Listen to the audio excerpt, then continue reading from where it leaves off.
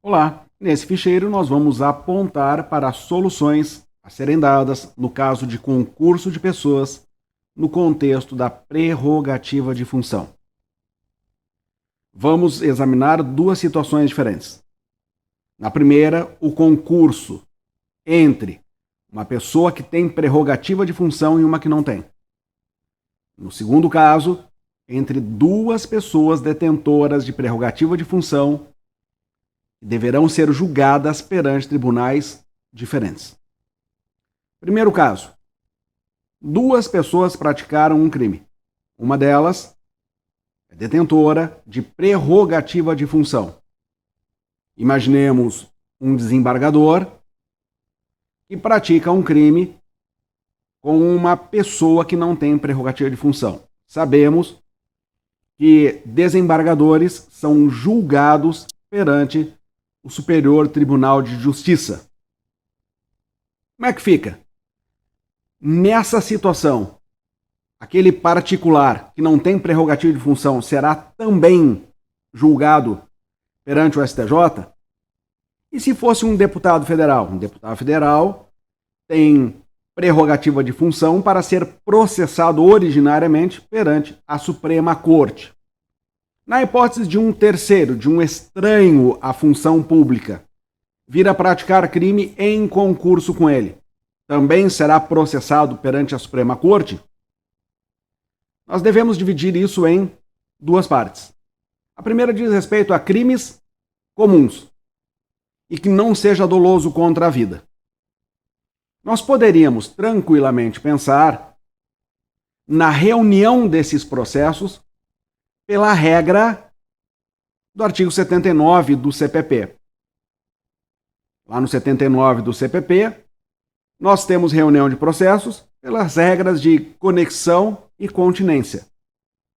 Vamos criar ficheiro para estabelecer as diferenças aqui. Poderíamos pensar, portanto, em um julgamento simultâneo. Agora, nós temos visto que a tendência do STF é de promover a cisão processual. Verificamos isso lá no inquérito 4506, no caso Aécio Neves.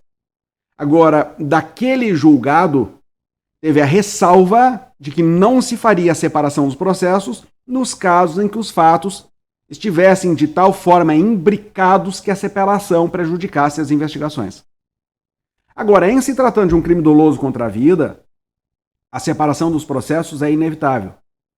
Porque aquela regra que nós já estudamos em ficheiro anterior, um deputado federal praticou um crime doloso contra a vida. Ora, crime doloso contra a vida, a competência é do tribunal do júri, que está estabelecido constitucionalmente.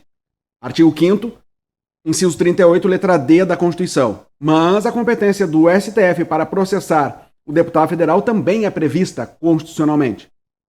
Então, por uma leitura contrário senso da súmula vinculante 45 do STF, nós vamos chegar à conclusão: se essa competência originária estiver prevista na Constituição da República, ela prevalece sobre o júri.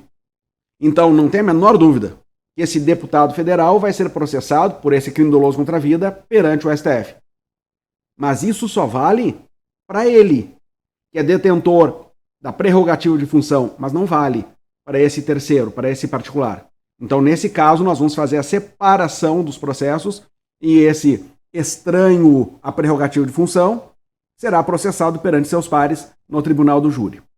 Agora, imaginemos que os dois agentes são detentores de prerrogativa de função.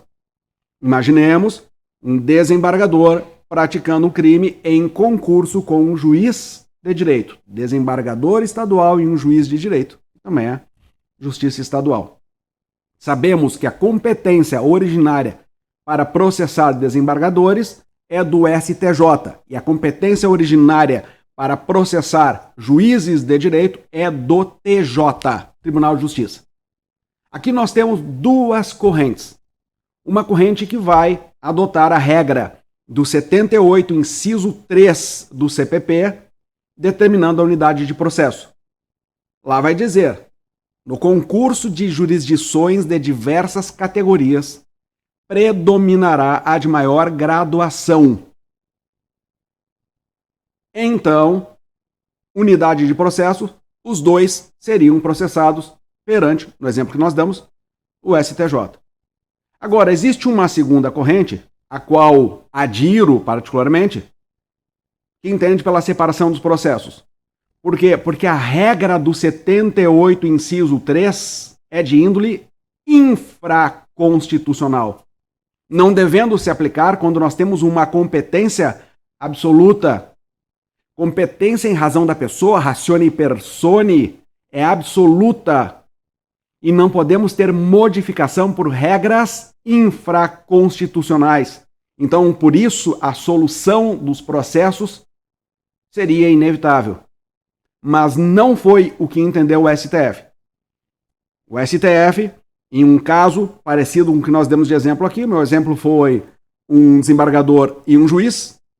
Nesse caso foi um desembargador e um promotor de justiça. Sabemos que promotores de justiça estaduais são processados ordinariamente perante os tribunais de justiça, e ambos deveriam ser julgados pelo STJ, órgão de maior graduação em relação ao Tribunal de Justiça.